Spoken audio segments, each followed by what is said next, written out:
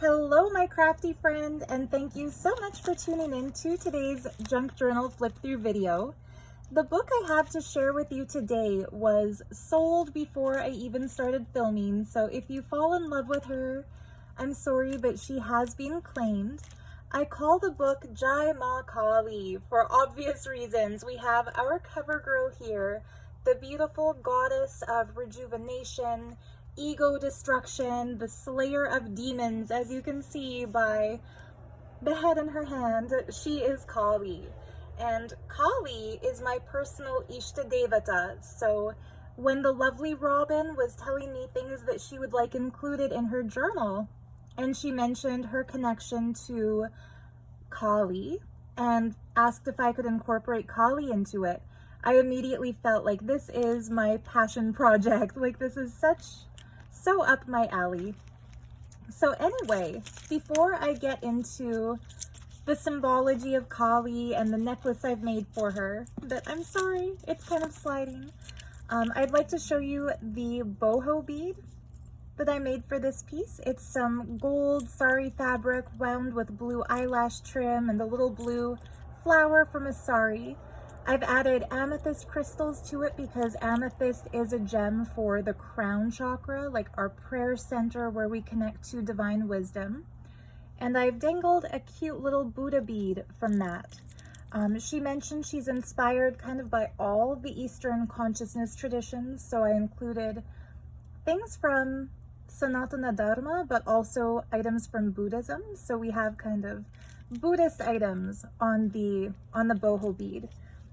And I also decided to send her a functioning prayer wheel. Isn't this cool? So in Tibetan Buddhist tradition, people will continuously recite the mantra Om Mani Padme Hum. And so that's inscribed around this prayer wheel. And it's said that just spinning it sends that mantra into the universe around you. So it's a very sacred piece of jewelry. It's attached to the binder clip just with a little bulb pin, so she could easily take this off and wear it as a pendant, add it to a mala, do whatever she'd like with it. But yeah, that's the little charm. The image of Kali is a journaling card that I made a necklace for specifically. The necklace is made from really pretty kind of peacock glass beads shaped like skulls. And Kali wears a mala of skulls, and they represent the heads of the demons that she slays. And while that might sound kind of extremist and violent, this actually represents taking away the negative aspects of the ego. And in Vedic lore, it's actually said that when a demon is blessed to be slain by Kali, that demon is granted instant liberation because all the negative, destructive, evil tendencies within are alleviated. And so the pure consciousness alone remains. When we see her wearing that garland of skulls, it represents the good deeds she has done by ridding individuals of their lower base mentalities. And I think it's just a lovely image of her.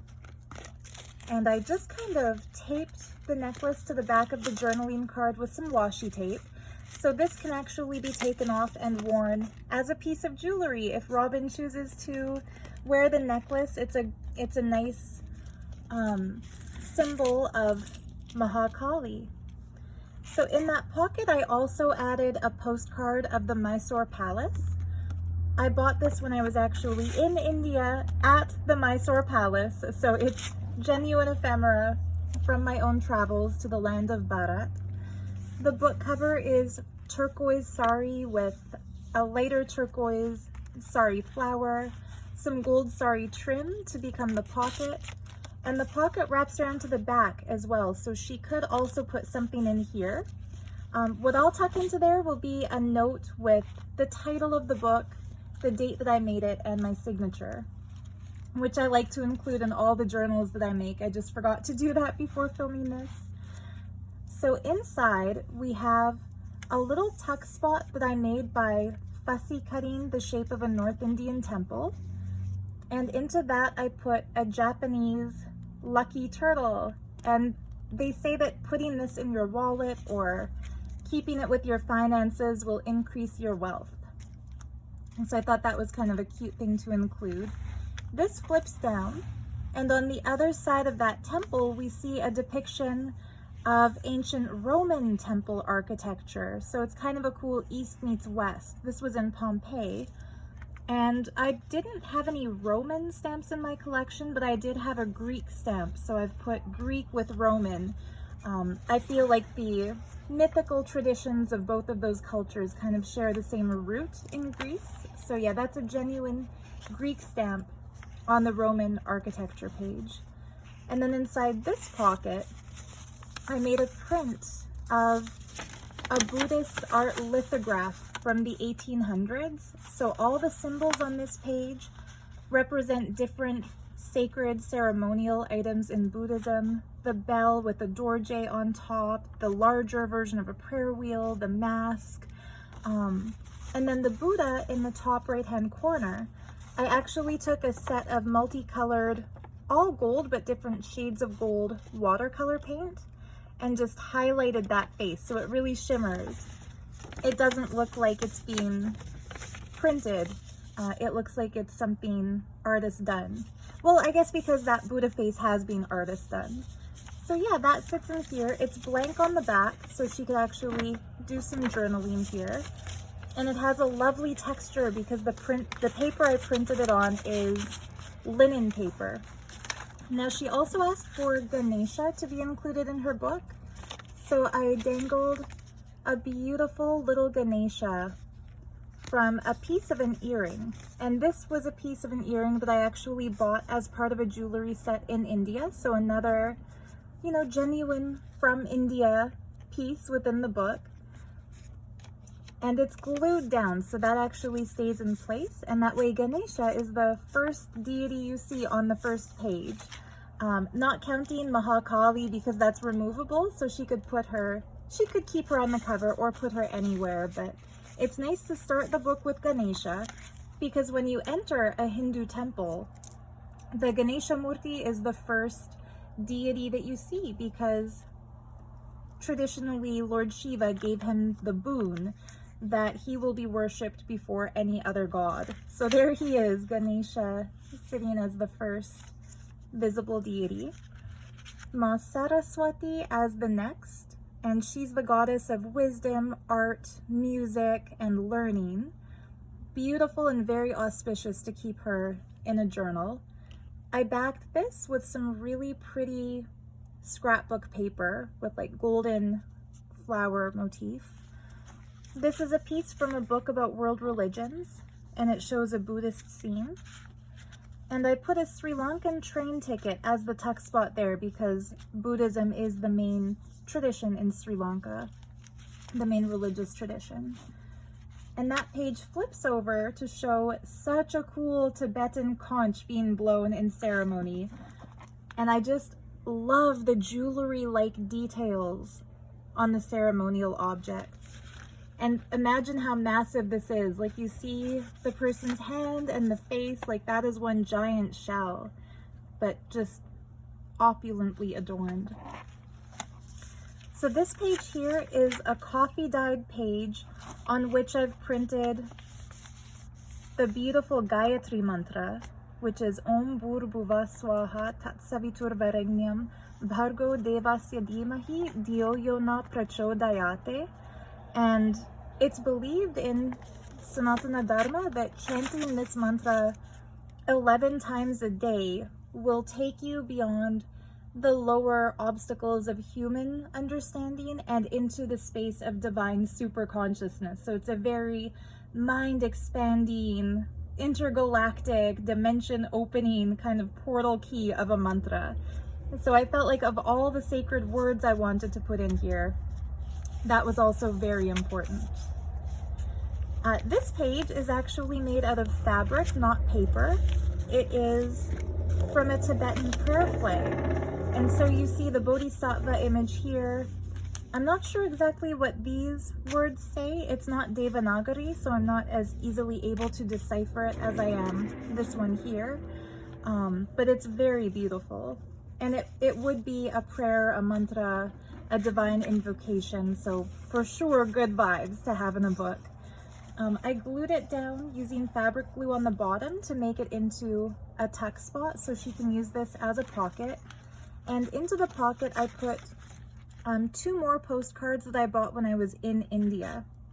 And so this one here shows a giant statue of Nandi. He is like the chief disciple / guard of Lord Shiva. He's his Vahana. So Shiva is seen in a lot of images riding a sacred bull, and that is Nandi. And this is very near to the Mysore Palace. So it's not part of the palace complex, but I have been here too. And it came in a pack of postcards from that palace. And then this one I bought in North India at Haridwar. And it shows Lord Shiva in a statue carrying the body of the first incarnation of the goddess Sati. So Sati was the name of the first incarnation of the goddess Durga, who is Shiva's wife. And there was a tragic story to her life that her father didn't approve of her husband, Shiva, who had these wild matted locks, and he wore rudraksha seeds instead of jewels, and Sati was a princess, and her father wanted her to marry a wealthy prince, not a renunciant covered in ash living on a mountaintop. And so Sati actually immolated herself, and Lord Shiva went into such a despair at the loss of his divine consort that he carried her body with him from that moment until he went into meditative seclusion. And then the goddess Durga came down again in her second form, which was the form of Parvati. So there's a happy ending to it, but it's a beautiful scene depicting a tragic aspect of their romance. And I really quite love this image. So yeah, Haridwar is along the river Ganga, and Ganga is a river, like the flow water comes from the mountains, the Himalayas. So it's really cool to see this statue. I saw the statue when I was there, so it's pretty neat. And she can use these as journaling cards or just keep them as ephemera. I tried to include a lot of unexpected space for journaling in this card so she can journal on the postcards, since you can't really write on the cloth here. And then for this one, she could use the mantras as a backdrop to stick pictures down or to do some collaging, but the whole backspace can be used for writing. So it is not just a lookbook, it can be used as an actual journal. And this pretty paper is just a lovely print. Again, would make a great collage backdrop. This page is avocado dyed. It didn't turn out as well as I wanted. It's a little blotchy, but I think it still looks kind of cool in the book. A sari trim tab that she can use as a tuck spot. And I left some of them empty because I know she has a personal guru and attends a lot of events, so I assume she has pictures and souvenirs from those events that she'll probably like to put in here too. So that's a fun upper tuck. And the avocado dyed paper, of course, is a great writing space. In the bottom corner, I put a print of a stamp from Nepal that shows Ganesha in a temple. This side, I tucked some coffee dyed paper with some purple and blue, just paint swatches. She mentioned she loves the colors purple, blue, and green, so I tried to use a lot of them throughout the book. This came out of an old art history text. It shows the Sphinx and the pyramids, so ancient Egyptian sacred sites. And then the Mother Mary holding the baby Christ. She told me Mother Mary is also very special to her, so I tried to include a few different variations of Mother Mary throughout the book. And that's one of them. And then that actually flips over and there's a tribal mask and a cool old cave art scene from along the Silk Road. So just fun, multicultural stuff and lots of journaling spaces. This side is a print of Lord Vishnu. He holds the Shanka and the Chakra, so the conch shell and the wheel of Some people say that wheel represents the Milky Way galaxy, like a spiral disc galaxy. I like to believe that's what it is.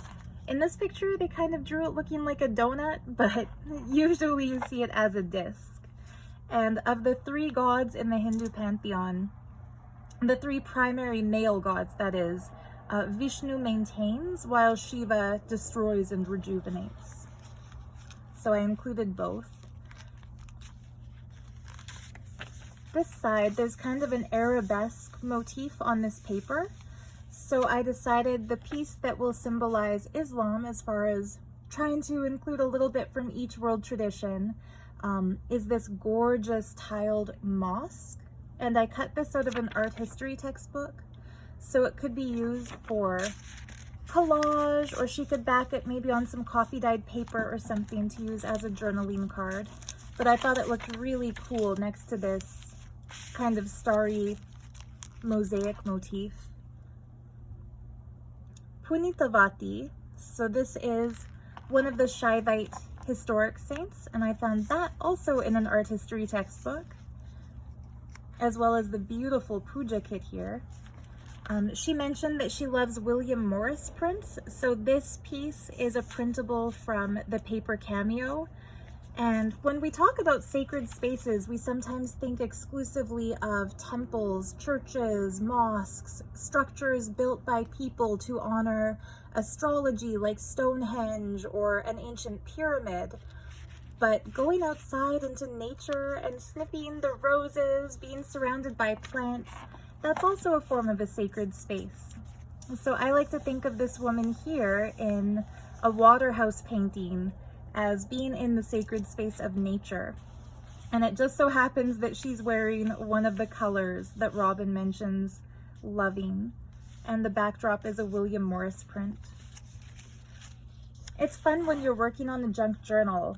You have your checklist of things you want to include in it, and it's amazing how many different sources you'll find for those different items. And so this page is fun, it folds down. I inked the edges to make it look vintage, stuck a little sari trimming onto one side. She can journal here, here, and here. And it folds open to reveal another gorgeous William Morris print. I used some of this design in the first book of the Sacred Space, so I kind of have a feeling this might be what she had in mind when she requested some William Morris paper. And into there I put a cute little envelope that's also printed from the paper cameo. And I just left it empty so she can tuck some special somethings into it. Although I don't usually like to leave an envelope empty, so what I'm gonna put in there right now is one more Sri Lankan train ticket. So she can have some fun and use that for another craft if she chooses to. This beautiful journal card shows a South Indian girl in just the most gorgeous silver jewelry set. And it's on a book page about ancient Egypt. And then the charms here include an ankh, so the nod to sacred Egyptian culture, the moon and star, and a key, so the key to unlock whatever mystical place you might choose to go. This page folds out, and this is late Edo period genuine calligraphy. And I'm very sorry, but I think I bound it into the book upside down, though I'm not sure because sadly I can't read Japanese characters. But I think perhaps it's meant to go like this. But it's just gorgeous. This is original, it's not printed. So in the late 1800s, which was the Edo period in Japan, somebody practicing their calligraphy actually hand painted this with a brush on this paper. It's just gorgeous paper too. It has a really cool rice grain texture. And it's folded over double, like this is how they kept it so that the ink doesn't bleed through onto the other side. It's actually two pieces, or one piece folded, so it's like two. And I used that fold as kind of a secret hiding spot to put these two cuties. These are just printed ephemera from items in my own collection. One is a green Tara, and one is a really cool little Japanese temple card. So she could glue those down as collage or just kind of leave them where they're hidden for fun. Beautiful pagoda to kind of go with the Japanese theme here. The other side is just some pretty blue floral print, and I put some blue trim on the side just to kind of add some texture. A map of India, some writing space. This page is a little fabric flip made out of sari fabric. And I put a banknote from, where was this again? I'm sorry, I shared it in my last video too. It's one of the Himalayan kingdoms, Bhutan. And it shows the temple, the main temple in their country, that I think might also be the residence of the king. I don't remember the history as well about this because I know more about India than the other countries, but I think this is one of the most beautiful, detailed currency notes in the world. Like, look at the tile mosaics in the background and these really cool Garuda looking characters flying in from either side. And then on the back it has just beautifully illustrated dragons and a chakra. So that sits in here. It's just on an old art history book page. And then the pocket is made with a lotus. And of course the lotus symbolizes the flowering of consciousness, the awakening of higher spirit. These are more William Morris prints with some blue tassel trim. Just blank space for writing or collaging. And this gorgeous piece came out of another art history textbook.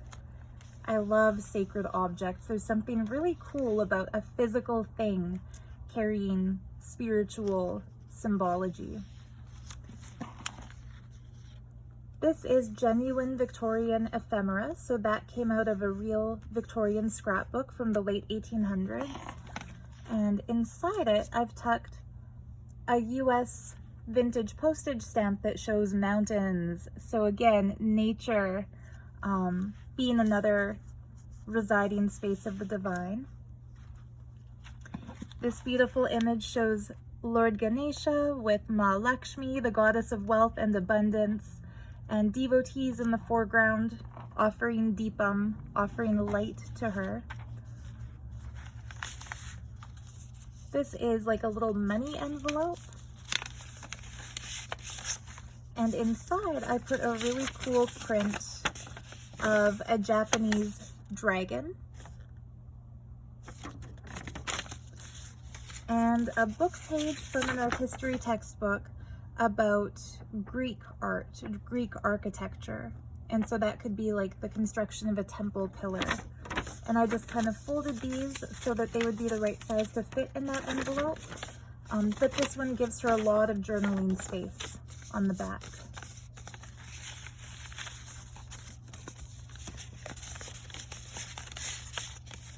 And I just adore the kind of aqua green color of this envelope, and I have a few of these, and I sometimes forget to use them in my journals, but when I remember to, they're so beautiful. And then the bottom tab here is some wonderful embroidered velvet from India. The paper clip is adorned with some Rudraksha seeds, so the sacred seed for Lord Shiva. This journal card is a print of a Victorian scrapbook ephemera piece. I just inked the back to make it look older. And I like to do, I forget what it's called now, but there's a Japanese art where you break pottery and then repair it using pure gold. And it represents the imperfection, creating more beauty, not reducing the beauty. Like your crack, when it's filled in with gold instead of just spackle, it becomes an enhancing feature to the design of your object. So when I make these for the books, I tear a little crack in the bottom of the vase, and then I fill it in with gold acrylic paint and just hold it until the paint dries. So it's a bit of a process, but it mimics that art form, and I feel like the symbolic meaning is just really sweet. Okay, so we've come to the center of her book. Another Lakshmi, but this time Lakshmi is a sticker, so she can peel the back off and put it wherever she'd like. The pocket is made from a print that I made of a Victorian card. The original card to this is bigger than this entire book, so I kind of took a photo of it and reduced it down to be able to make it something that works within a mini book. But anyway, these are the backing papers, and it folds out, and what they're holding is probably the coolest thing in this entire book, in my opinion. It's big, guys. Like, I wish I could fit the whole thing in the camera frame, but it's a vintage 1970s blank Vedic astrology chart. So you could take this to a Vedic astrologer and they'll fill in your nakshatras, like the ruling planetary bodies, like where they fall within your birth chart, in which house they sit, the degrees, the alignments. Like, basically this is like the blank canvas that the astrology chart would be made on. And I love that there's Ganesha on the top, and then along the sides it shows all the different gods. There's Brahma, so he is represented in here, Brahma, Vishnu, Shiva, and I don't know who all the saints and sages are. I assume this one's Chandra, the moon, or maybe that one is, but they're all really cool. Durga with her lion, Lakshmi, Saraswati, Hanuman. It's just a really beautiful way to include all the deities in her book, and it's very, very fragile. Like, you can see where it's folded here, it's broken and it's crumbling, and here along the top too, it's kind of breaking. So I couldn't just fold it and bind it together as a centerfold in the book because it would have literally fallen apart. So I first glued it down onto this green ledger to provide strength and backing. And then on this side, I did kind of a collage of green ledger, vintage music note paper, antique French book pages, and just some pretty blue printable. So she's got lots of journaling space in the form of the backing for this amazing Vedic astrology chart.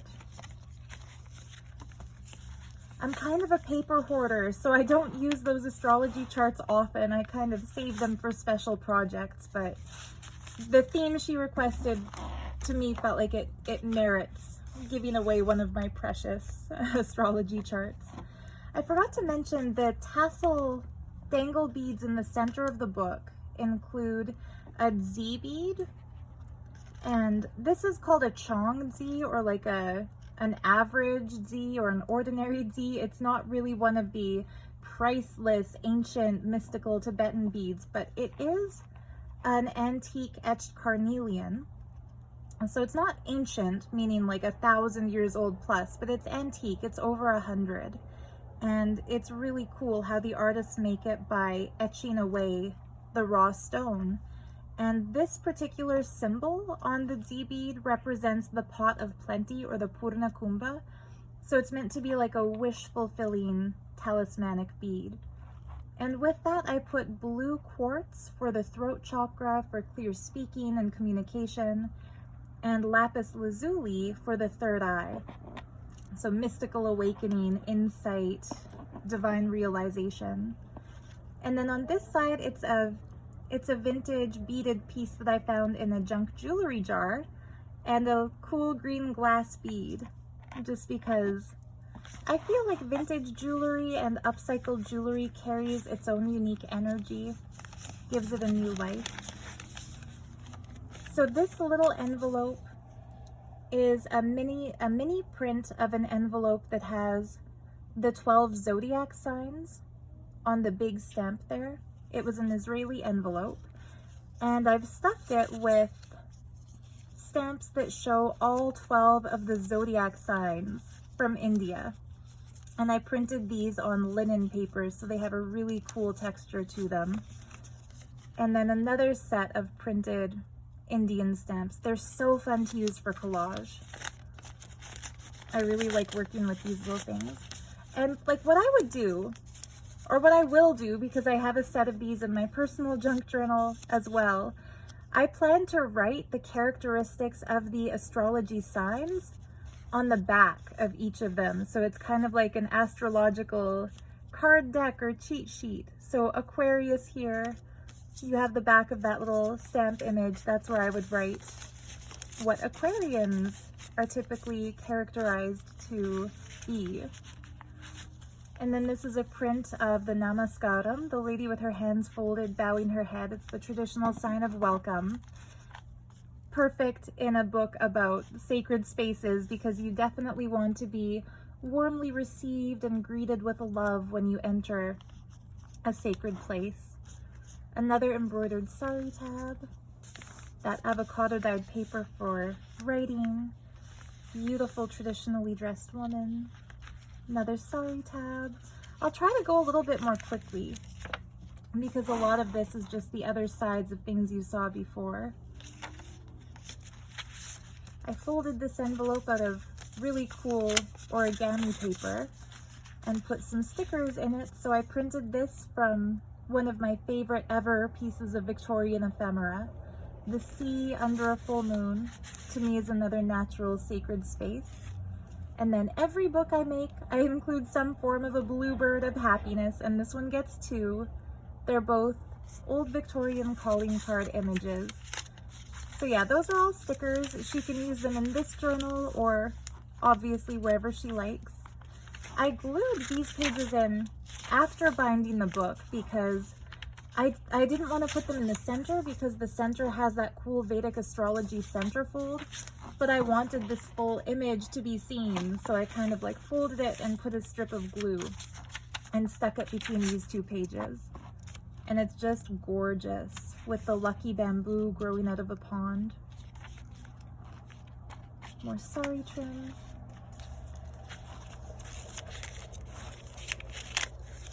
This page has a pocket made from an image from a book of a nun out tending a garden. And I love how the sun shining through the tree branches looks kind of like an oil lamp. Just so pretty. And I just stuck a little scrap of coffee dyed and paint stenciled paper. It's a very tight pocket, so it's hard to get anything in there. So I kind of folded the stuff that went in there. And then a printed page with paper cameo designs on each side that can be torn up and used as collage bits. Oops, the glue seems to be separating a bit, but it still holds. The yin and the yang, Lakshmi, Saraswati, and Ganesha. The other side of this beautiful Japanese calligraphy paper. In this one, I tucked a print of a really cool cross-culture collaboration stamp set between Japanese dancers and Indian dancers. So you see the Kathakali dancer here and the Kabuki dancer there. And it's kind of neat how the masks or like the makeup that's been rendered kind of aesthetically looks so similar. You don't normally think of Japan and India of having a similar aesthetic, but when you see the masks of their dancers and the postures and the makeup for their traditional arts, there's definitely an influence there, or a similarity, a synchronicity. This page has a genuine Japanese stamp from the 1960s. This page has a genuine vintage stamp from India. And that flips over to show this really cool stamp collection, printed on linen paper once again, of sacred objects. And I made that into a tuck spot where I put a print of the Shiva Linga and a picture of Meenakshi's wedding. So Meenakshi Tirukalyanam. It's Lord Vishnu, who is the brother of Meenakshi, giving her hand in marriage to Lord Sundareshwara, the incarnation of Shiva, who she married. These I just printed onto paper so she can glue them down and use them in collage or keep them in her book or journal on the back. But I printed them from pieces I've kept for my personal collection that I bought as souvenirs in India. I always tried to travel light, so the only souvenirs I brought back were postcards and paper pieces, which really worked out well for me now that I do junk journaling. Gorgeous Japanese traditional art print. This is again from an art history textbook. I made a tuck spot out of really cool purple rose sari trim.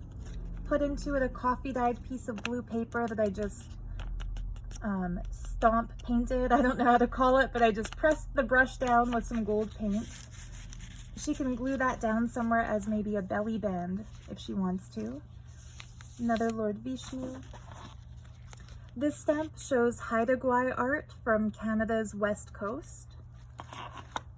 So I tried to put elements from all different cultures. It's hard to try to fit everything into one little book, but obviously the majority is Hindu and Buddhist, since those are the two that she's most drawn to. More avocado dyed paper, a belly band out of this red sari trim, a journal card with this cool elephant motif, gilded paper, and another print of a Shiva card from India.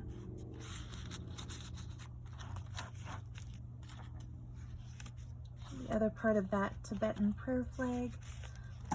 On this page, I made a pocket out of a Buddha stamp from 1977. That's genuine ephemera. It's not a print.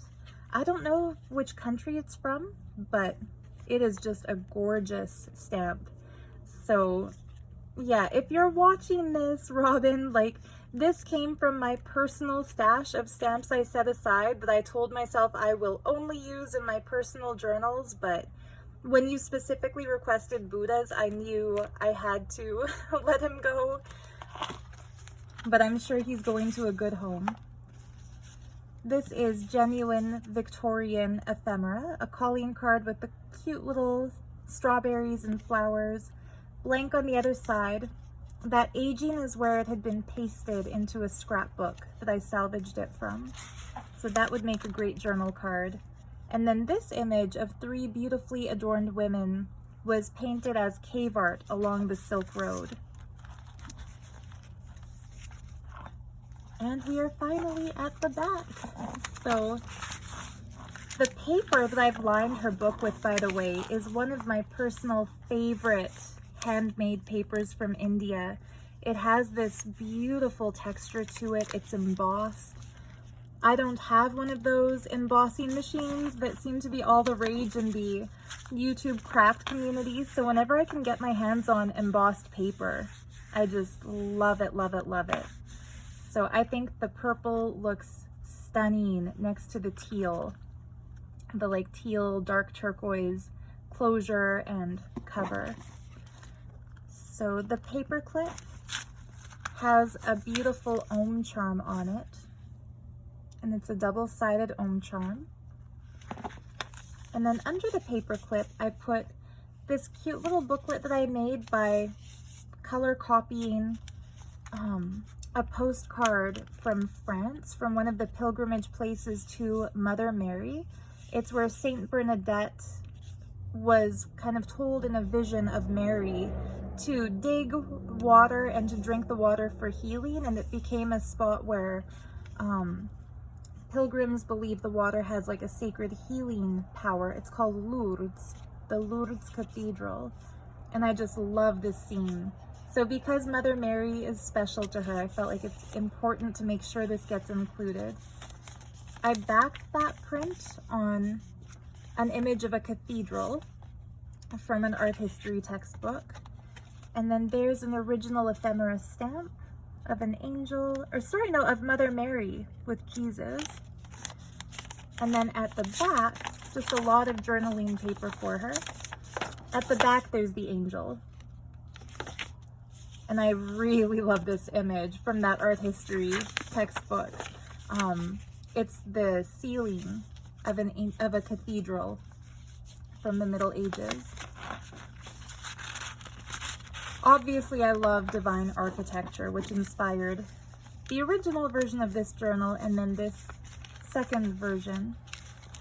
So this was the other special request that she made, was to include the Kuan Yin book like I made in the original version of this journal. So this paper is actually also traditional late Edo period original ephemera.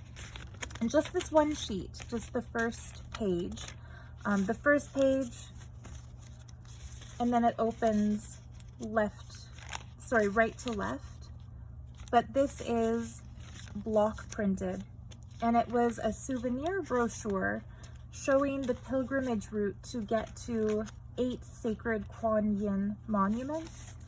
And I'm really sorry, I don't think I put them in order, but I included copies of all 8 in this book, so it's a complete set. It's printed on different types of handmade paper, like really beautiful mulberry paper. So it's quite thin and fragile. There's actual plant pieces and flower petals made right into it, which makes it really cool and textured. It doesn't feel like a photocopied new version of an old book. Like, it has that texture of a traditional book.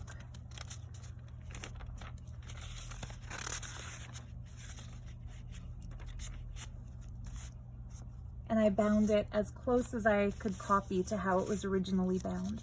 So yeah, I love using combinations of original ephemera plus printed ephemera. So I love that I've printed all the images on really cool paper, but the cover piece is original to the original booklet.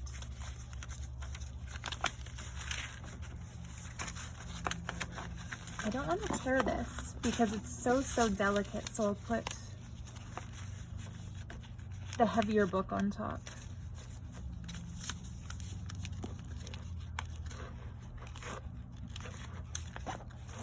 But there we have it, the Sacred Space version 2.0. I really love how all these pieces came together, and I really hope Robin loves it too when she gets it. And last but not least, this is a print that I made of an old German lithograph that depicts the architecture of 3 sacred Hindu temples. And I'm just going to include this for her as a little surprise gift with purchase. I had it printed onto cover paper, so the texture is just really awesome. And I couldn't bring myself to cut it apart to use in her book, so it's hers to do with as she pleases. And of course, whenever I do a junk journal, I like to surprise whoever gets it with the gift of a ring, and it's always the ring that I wear during the flip through. So for her, she gets a beautiful golden Lakshmi that is a traditional Indian temple jewelry piece. It's from a necklace that actually broke, so I saved the little Lakshmi and glued it onto a ring made out of a conch shell that I found in one of my thrifted jewelry jars. So it's 2 upcycled pieces of broken jewelry that when they're attached together, they make something new and something, in my opinion, really cool. So I hope you enjoyed this little temple tour around the world. Next week, I will have for you another junk journal available for sale. So I'm sorry that this week it's already spoken for, but if you have your heart set on a book from me, and come back next Saturday, as always, for another journal flip through.